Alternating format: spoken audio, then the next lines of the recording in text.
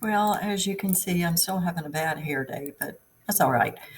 We are now going to try to complete um, chapter 15, section 2, which is all about urbanization. Okay, first section, we talked about the people that were coming here and that they were not really well received. Now we're going to talk about what it must have been like to live in those cities. And we're going to look into um, how the country itself went from being a rural nation, as opposed to it's no longer a rural nation. It is transforming into an urban nation. Um, let's see, what do we need to do? People are going to move to the cities. Well, that makes a lot of sense to me. People are going to move to the cities because there's more opportunity. As industry grows and more mechanization occurs, where less people are needed to perform the same amount of jobs. And that's going to really impact farmers. Farmers who had once had large families because they needed to have the folks to work on the farm now are finding that their children are really a financial liability. So a lot of those children are going to move to the city and they're going to start looking um, for better paying jobs. Um, there's a lot going on in the city and things that we don't really think about today. But, you know, bright lights and running water and modern plumbing and things to do. You know, there's not much to do down on the farm. Okay, so what's going on in the urban environment? What did it look like? Predominantly, because of the Bessemer process, we're going to see the raising up of the skyline.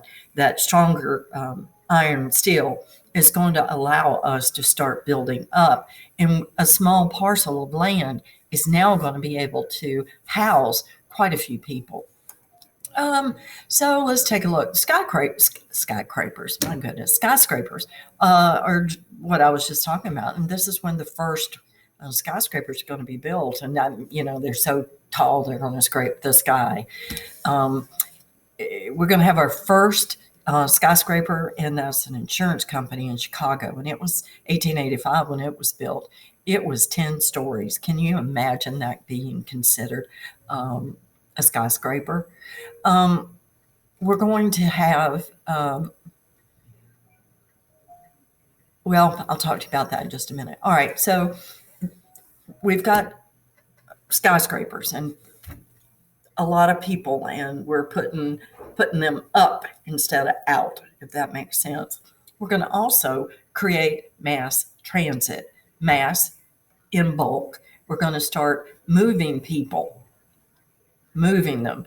And by that, I mean transporting them. That was a poor choice of words. We're going to see that most of the folks in this early mass transit actually got into a trolley, a car type vehicle thing, and a horse would pull it down the street. Okay, well, you might as well walk yourself. And then we're going to see that we're going to have cable cars and trolleys, and we're going to see that these trolley tracks or train tracks are going to be right down through the middle of the streets, and they're going to be prevalent all over the place. Then we got an electric trolley. Okay, Richmond, Virginia opened the country's first electric trolley line. Chicago's going to build mass transit off the streets. They're going to make them above the streets, and that's going to be a smart thing to do. Boston and New York are going to build subways. They're going to go under the ground. Okay, so we know that they're living in skyscrapers, and we know that they are being transported via train car type things, but not a train. It's just local city transportation. All right. We were talking about America being a place of opportunity and an opportunity for individuals to grow socially. But we're going to see that there is still going to be a very class conscious America. We're going to have the very, very wealthy. And they're going to be the result of industrialization. We're talking about the Vanderbilts, and we're talking about the Carnegies and all of these people that are going to have huge homes and are afforded all the luxuries that their money can purchase. Then we're going to have the middle class. These people are like management types. They're going to be making a salary. They're going to become what is now known as the white collar. They don't get dirty in their jobs. And then you've got the working class, and that was the majority of the American city dwellers at this time period. They lived actually in something called tenements, and tenements were, even though they were improvement, some of these were improvements over what they had previously lived in. They were dark, they were crowded, multi-families lived in them. No ventilation, they didn't have a bathroom. It was just, we're going to do some work on this next week. All right, so we're going to see that the working class is the majority of the population in these urban areas, and that they are going to send their children out to make money. I know it's hard to believe, but if the kid can contribute, then, send them on out there. It's going to make you grow up really fast, isn't it? All right. People lived in these cities, and we know that there were class systems, and we know that there was mass transit, and we know that there are skyscrapers that they lived in, even though they were not the best quality. There are going to be problems. All right. What kind of problems? There's going to be a lot of crime. There's going to be fire. There's going to be violence. There's going to be disease and pollution. Oh my goodness, there were no regulations of any kind. We've talked about it in many ways. The water wasn't pure. People were throwing out their dishwater on the streets. There's no cleaning of the water supply. If you're poor and you need money, well, why not pick a pocket? So we're going to see that crime is going to be rampant in the cities. Who's going to get blamed for it? Well, of course, it'll be the immigrants that come into America.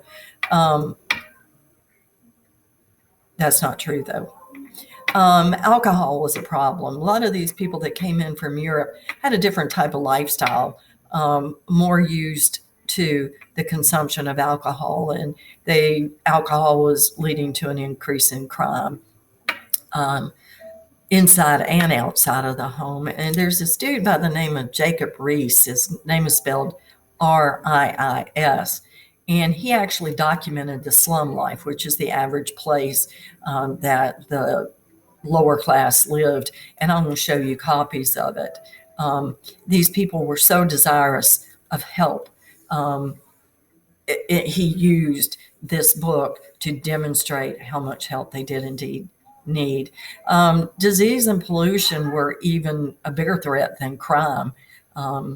Improper sewage disposal, contaminated city drinking water, typhoid fever and cholera. They did have flush toilets and sewer systems, but pollution remained a severe problem as horse waste was left in the streets, and smoke came out of the chimneys of the industrial era, and soot and ash accumulated from all the wood fires and coal fires that the people were using to keep themselves warm. Well, as a result, these lower class people are going to accept help from wherever they can get it. And this is where we're going to see the creation of the political machine and a party boss. And it's not actually a machine. It's a political group designed to gain and keep power. And it came about partly because cities had grown much faster than their governments had. New city dwellers needed jobs, they needed housing, they needed food and heat and police protection. So what these political machines were doing was telling these new immigrants or these lower class people, if you vote for me, and who represents this, I'll help you. I'll provide you what you need. And the people that headed up these political machines, these groups of people that made sure that the new immigrants voted for them to keep them in power, these dudes did help out. The guy that was at the head was called the party boss, and some of them had some really bad reputations. Um, so this is one of them. His name is George Plunkett, and he was one of New York City's um, party bosses. And this is a quote: "I just get housing for them, buy clothes for them if their clothes were burned up, and fix them up till they get things running again. It's philanthropy, but it's politics too. Mighty good politics. Who can tell how many votes one of these fires brings me? The poor are the most grateful people in the world, and let me tell you, they have more friends in their neighborhoods than the rich have in theirs." So when did the party boss get his payback for all the work he had done? It's on election day. Well, we'll talk a little bit more about why he wants to be elected. He wants to be elected for two things: graft and fraud. The party bosses who ran the political machines also controlled the city's finances. So many machine politicians got rich, grew rich as a result of fraud and graft. And graft means getting money through dishonest or questionable means. Let's see what Plunkett defended what he called honest graft. For example, a politician might find out in advance where a new park was going to be built and buy the land near that site. The politician would then sell the land to the city for a profit. "I see my opportunity and I take it," Plunkett said. Excuse me, got a call. All right, so that's graft. Outright fraud occurred when party bosses accepted bribes from contractors to get jobs. They would win contracts to build streets, sewers, and buildings, and the bosses also sold permits to their friends to operate public utilities such as railroads, waterworks, and power systems. Mercy. All right, one of the biggest ones that you're going to hear about is called Tammany Hall. And Tammany Hall was also in New York, and it was a Democratic political machine. And it's George Plunkett is going to be followed by Boss Tweed, who is going to become the leader of Tammany Hall. He got sent to prison in 1874. Finally, somebody said, "We've had enough of this." Other cities' machines contributed all the city services, including the police department. For example, St. Louis's boss never feared arrest when he called out to his supporters at the police supervised voting booth. "Are there any more repeaters out here that want to vote again?" Based in Kansas City, Missouri, the Pendergrass brothers, James and Thomas, ran state and city politics from the 1890s until the 1930s. Opponents of political machines, such as cartoonist Thomas Nast, and we'll do some work with him too, blasted bosses for their corruption. Defenders, though, argued that machines provided necessary services and helped to assimilate or bring these immigrants into our culture.